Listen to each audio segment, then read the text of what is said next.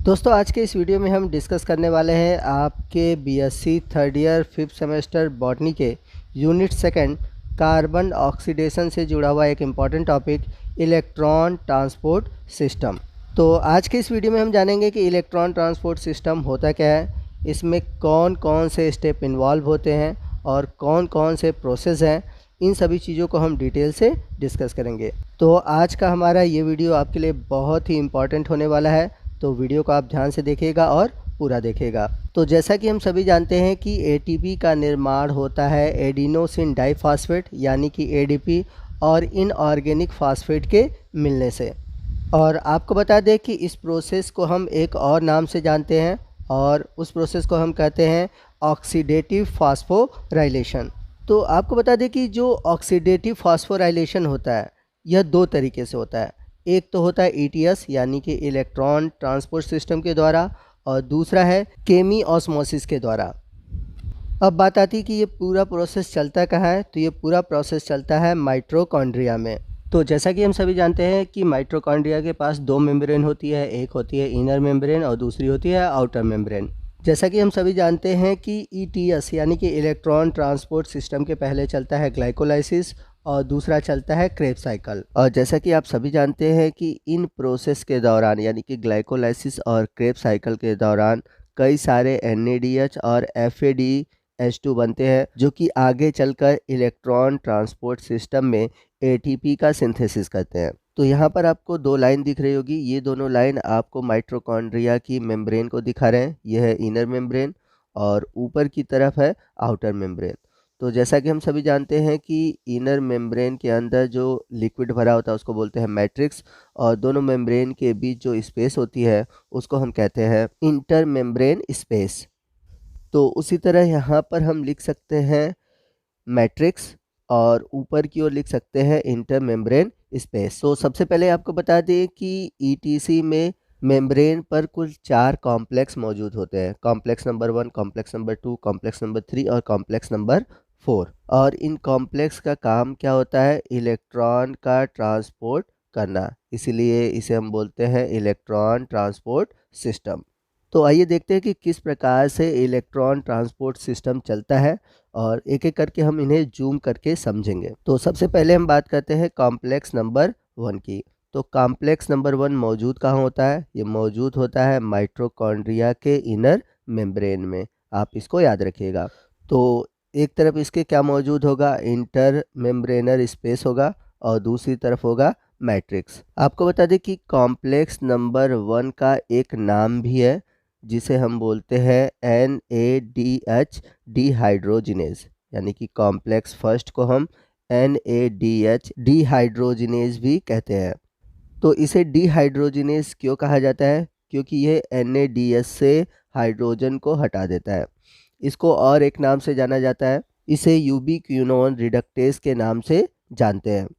तो दोनों ही नाम कॉम्प्लेक्स 1 के हैं, NADH डिहाइड्रोजिनेज और यूबीक्विनोन रिडक्टेज। तो ETS की शुरुआत कहाँ होगी? वो शुरुआत होगी मैट्रिक्स से, क्योंकि यहाँ पर NADH मौजूद है।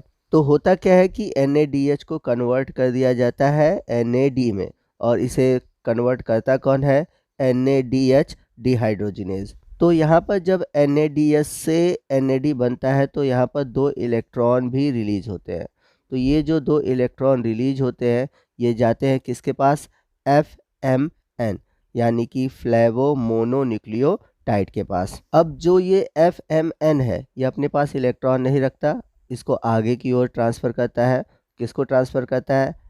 यहाँ पर 8 Fe यानी कि आयरन और सल्फर के कॉम्प्लेक्स होते हैं उनके पास। अब इसके बाद ये भी अपने पास इलेक्ट्रॉन को नहीं रखता, ये भी इसको पास कर देता है। तो अब क्या होता है? जो इलेक्ट्रॉन होता है वो पास होता है कॉम्प्लेक्स 1 से बाहर की ओर। तो ये इलेक्ट्रॉन किसके पास जाएंगे?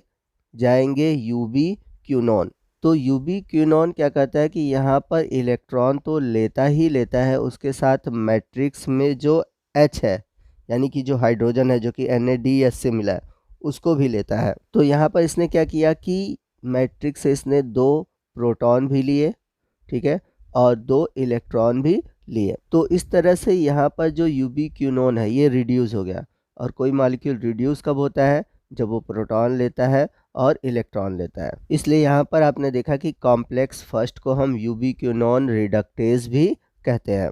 यहाँ पर आपको बता दें कि जब कॉम्प्लेक्स नंबर 1 में ये पूरा प्रोसेस चल रहा होता है, उसी दौरान मैट्रिक्स से 4 प्रोटॉन जो इंटरमॉलिक्यूलर स्पेस है उसमें पहुँचता है। अब बात करते हैं कॉम्प्लेक्स नंबर 2 की। तो कॉम्प्लेक्स नंबर 2 को बोला जाता है सक्सीनेट डिहाइड्रोजिनेज। तो जैसा कि हमने देखा था, ये था हमारा 2 लाइन, ठीक है। यहाँ पर था इंटरमॉलिक्यूलर स्पेस और नीचे था मैट्रिक्स। तो पिछली बार हमने देखा था कि मैट्रिक्स में कौन आया था, मैट्रिक्स में आया था NaDH, ठीक है।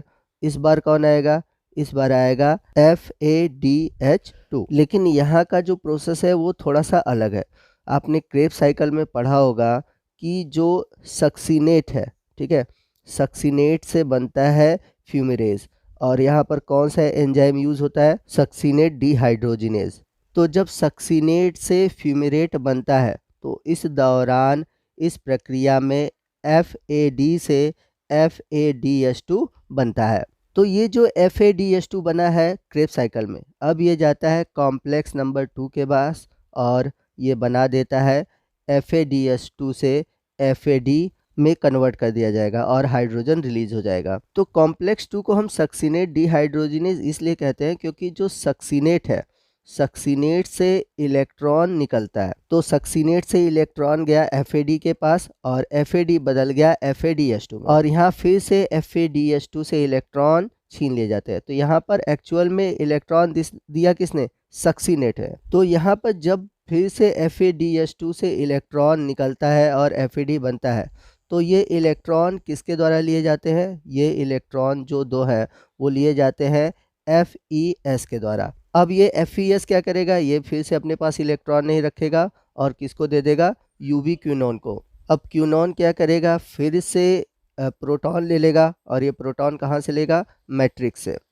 तो सभी चीज़ें लगभग सेम हो रही हैं कॉम्प्लेक्स फर्स्ट की तरह, लेकिन यहाँ पर कोई भी प्रोटॉन मैट्रिक्स के द्वारा इंटरमेम्ब्रेन स्पेस में प्रवेश नहीं करेगा। कॉम्प्लेक्स फर्स्ट में देखा था कि आपने 4 प्रोटॉन गए थे, लेकिन इसमें कोई भी प्रोटॉन नहीं जाएगा। यदि हम बात करें यूबिक्विनोन की, तो इसे कोएंजाइम Q भी कहा जाता है। और आपको बता दें कि ये एक इलेक्ट्रॉन कैरियर की तरह कार्य करता है, यानी कि इलेक्ट्रॉन को एक स्थान से दूसरे स्थान तक ले जाता है। अब ये करता क्या है, इलेक्ट्रॉन को कहाँ से लेता है, तो ये कॉम्प्लेक्स फर्स्ट और कॉम्प्लेक्स सेकेंड से इलेक्ट्रॉन को लेता है और इसके बाद इलेक्ट्रॉन को ट्रांसपोर्ट करता है कॉम्प्लेक्स थर्ड के पास। तो यहाँ पर हमने देखा कि इसने कॉम्प्लेक्स 1 से इलेक्ट्रॉन लिया, कॉम्प्लेक्स सेकंड से इलेक्ट्रॉन लिया, अब इसे ये ट्रांसपोर्ट कहाँ करेगा, कॉम्प्लेक्स थर्ड के पास। तो यहाँ पर आप समझ लीजिएगा कि जब तक यूबिक्विनोन के पास कोई भी इलेक्ट्रॉन मौजूद नहीं है तब तक हम उसे इसी फॉर्म में लिखते हैं, ठीक है। अब जब ये कोई एक इलेक्ट्रॉन ले लेता है और एक प्रोटॉन ले लेता है तो उसको हम बोलते हैं सेमीक्विनोन। अब जब ये यहाँ पर सेकंड इलेक्ट्रॉन भी ले लेगा और प्रोटॉन भी ले लेगा तो उसे हम बोलेंगे यूबिक्विनॉल। अब आइए हम चलते हैं कॉम्प्लेक्स नंबर 3 के पास। तो कॉम्प्लेक्स नंबर 3 को समझने के लिए पहले हम इसके स्ट्रक्चर को समझ लेते हैं। तो सेम जैसा कि हमने देखा था, यहाँ पर मैट्रिक्स मौजूद है और यहाँ पर इंटरमेम्ब्रेन स्पेस मौजूद है।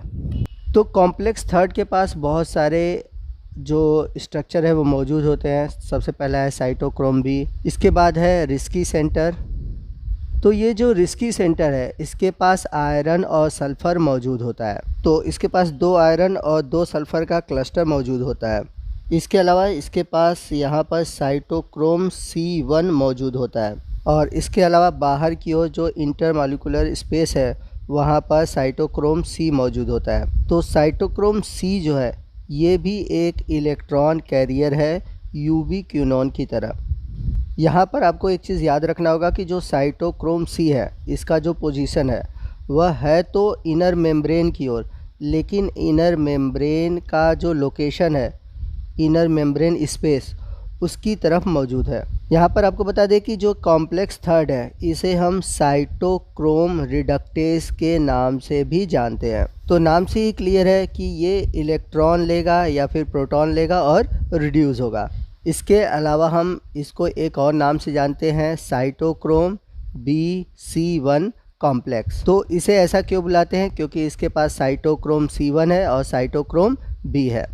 यहाँ पर भी कॉम्प्लेक्स नंबर 1 की तरह जो प्रोटॉन है वह मैट्रिक्स से मूव करेंगे इनर मेम्ब्रेन स्पेस में। तो कितने प्रोटॉन जाएंगे? 4 प्रोटॉन जाएंगे। यहाँ पर जो साइटोक्रोम C है, तो इसके साथ एक प्रॉब्लम ये है कि जो साइटोक्रोम C है एक समय में केवल एक इलेक्ट्रॉन को ही लेता है, यानी कि ये एक इलेक्ट्रॉन को ही कैरी करता है, जबकि हमने देखा था कि जो सारे मॉलिक्यूल होते हैं वो 2-2 इलेक्ट्रॉन कैरी कर रहे थे। तो इसके एक इलेक्ट्रॉन लेने की वजह से यहाँ पर एक साइकिल चलती है जिसे हम बोलते हैं क्यू साइकिल। तो क्यू साइकिल में क्या होता है कि 2 स्टेप होते हैं, स्टेप 1 और स्टेप 2। तो स्टेप 1 में आप एक इलेक्ट्रॉन दे रहे हो, तो स्टेप 2 में भी आप एक इलेक्ट्रॉन दे रहे हो। तो इस तरह से आप एक एक करके 2 इलेक्ट्रॉन दे रहे हो। तो आइए अब हम पूरे प्रोसेस को समझने की कोशिश करते हैं। तो इसी तरह ये मेम्ब्रेन है, आउटर मेम्ब्रेन, इनर मेम्ब्रेन, ये मैट्रिक्स है और ऊपर की ओर है इंटर मेम्ब्रेन स्पेस, और ये हमारा है कॉम्प्लेक्स थर्ड। तो यहाँ पर कौन आता है? यूबिक्विनॉल, जो कि रिड्यूस फॉर्म वाला है। तो अब ये करता क्या है कि अपने प्रोटॉन को दे देता है और बदल जाता है यूबिक्विनॉन में। अब इन दोनों प्रोटॉन को कहाँ भेज दिया जाता है? इंटर मेम्ब्रेन स्पेस में। अब प्रोटॉन निकले हैं तो 2 इलेक्ट्रॉन भी निकलेंगे, तो इलेक्ट्रॉन कहाँ जाएंगे? तो एक इलेक्ट्रॉन जाता है रिस्की सेंटर में और दूसरा इलेक्ट्रॉन किसे देंगे? साइटोक्रोम B1 को। अब साइटोक्रोम B1 क्या करेगा?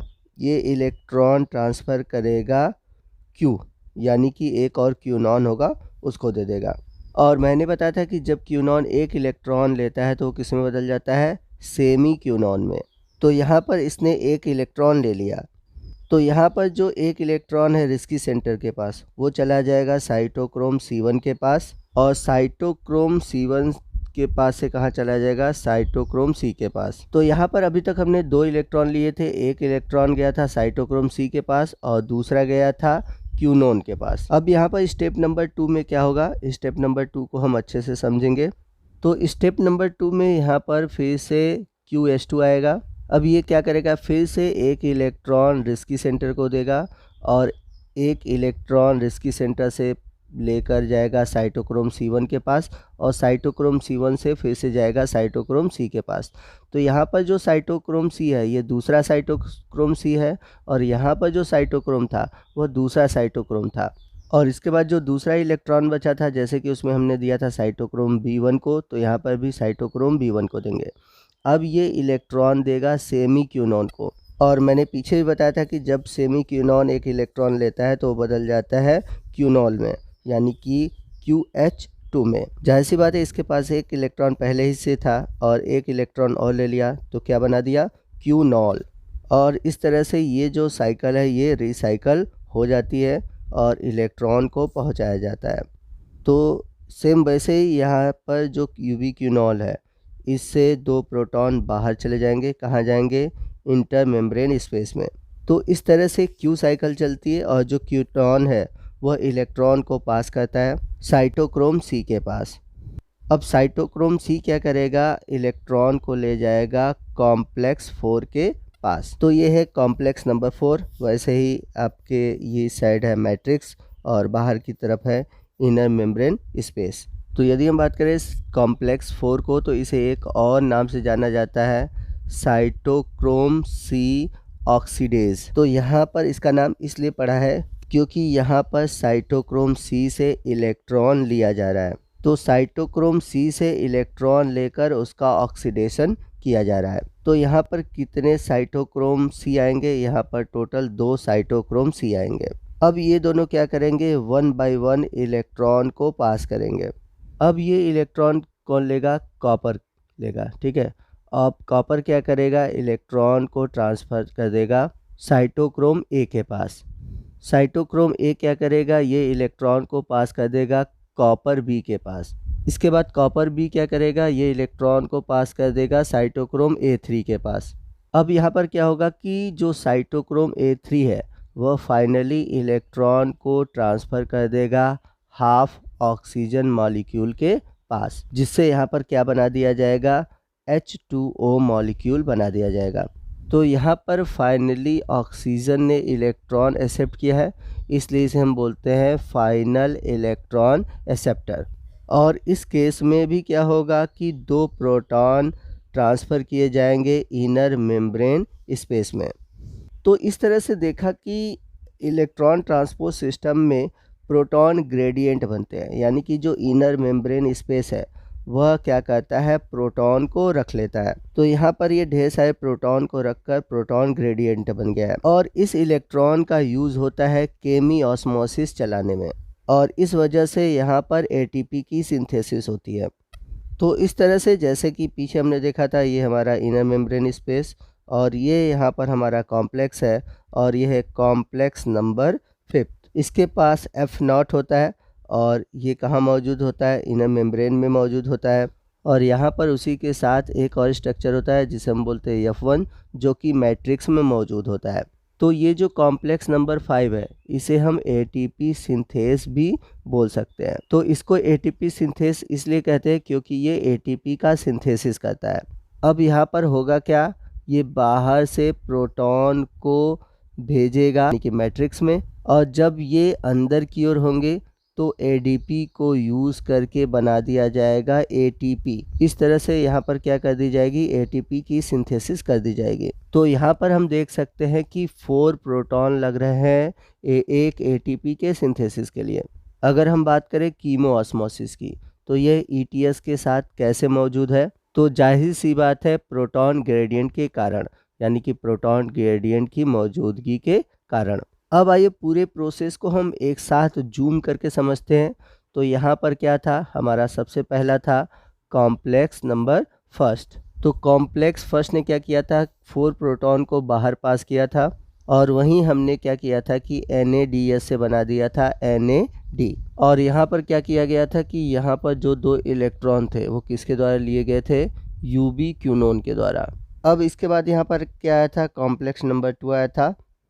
तो कॉम्प्लेक्स नंबर 2 ने क्या किया था कि FADH2 को तोड़ा था FAD में, और इसमें भी क्या हुआ था कि जो 2 इलेक्ट्रॉन थे वो पास किए थे यूबी क्यूनोल को। इसके बाद यूबी क्यूनोल ने क्या किया था, एक एक इलेक्ट्रॉन पास किया था कॉम्प्लेक्स नंबर 3 के पास। अब कॉम्प्लेक्स नंबर 3 के पास जो एक इलेक्ट्रॉन था वो किसके पास चला गया था, साइटोक्रोम C के पास।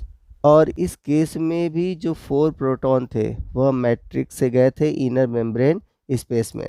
अब इसके बाद जो साइटोक्रोम C है वो फाइनली इलेक्ट्रॉन को लेकर कहाँ पहुँचा था, कॉम्प्लेक्स नंबर 4 के पास। और इस केस में क्या हुआ था कि जो फाइनली इलेक्ट्रॉन था वो पहुँचा था ऑक्सीजन के पास और बना था H2O। और इस केस में भी 2 प्रोटॉन को ट्रांसफ़र किया गया था इनर मेम्ब्रेन स्पेस में। इसके बाद यहाँ पर फाइनली एटीपी की सिंथेसिस हुई है। तो यहाँ पर अगर फाइनली देखा जाए तो एक NADH के मॉलिक्यूल को अगर मैं तोड़ता हूँ तो 10 प्रोटॉन ट्रांसफ़र होते हैं। तो इस 10 प्रोटॉन में से जो 4 प्रोटॉन था वो ट्रांसफ़र करते हैं कॉम्प्लेक्स नंबर 1 में, 4 प्रोटॉन था वो ट्रांसफ़र करते हैं कॉम्प्लेक्स नंबर 3 में, और जो 2 प्रोटॉन था वो ट्रांसफ़र करते हैं कॉम्प्लेक्स नंबर 4 में। जैसा कि हमने कॉम्प्लेक्स 5th में देखा था कि 4 प्रोटॉन को यूज़ करके एक एटीपी का सिंथेसिस होता है। तो 10 इलेक्ट्रॉन यूज़ करके कितने एटीपी की सिंथेसिस होगी, तो यहाँ पर 10 से हम 4 में डिवाइड करेंगे तो होगा 2.5 एटीपी। तो इस तरह से आप देख सकते हैं कि एक NAD से आपको इतनी सारी एटीपी मिल रही है। वही अगर हम बात करें FADH2 की, तो एक FADH2 से हम मिलते हैं 6 प्रोटॉन। तो 6 प्रोटॉन कैसे होते हैं, तो जो 4 प्रोटॉन है वो आते हैं कॉम्प्लेक्स नंबर 3 से, और जो 2 प्रोटॉन होते हैं वो होते हैं कॉम्प्लेक्स नंबर 4 से। मैंने बताया था कि जो कॉम्प्लेक्स नंबर 2 है वह कोई भी प्रोटॉन ट्रांसपोर्ट नहीं करता। तो इस केस में भी देखें तो 6 से हम डिवाइड करेंगे 4 को तो 1.5 एटीपी की सिंथेसिस होती है। तो दोस्तों ये था हमारा आज का वीडियो जो कि इलेक्ट्रॉन ट्रांसपोर्ट सिस्टम पर आधारित था। तो आपको आज का ये वीडियो कैसा लगा कमेंट करके ज़रूर बताइएगा। वीडियो अच्छा लगा हो तो वीडियो को लाइक और शेयर करना मत भूलिएगा, और कोई भी डाउट है आप हमसे कमेंट करके पूछ सकते हैं। तो दोस्तों मिलते हैं अगले वीडियो में अगले टॉपिक के साथ, तब तक के लिए जय हिंद जय भारत।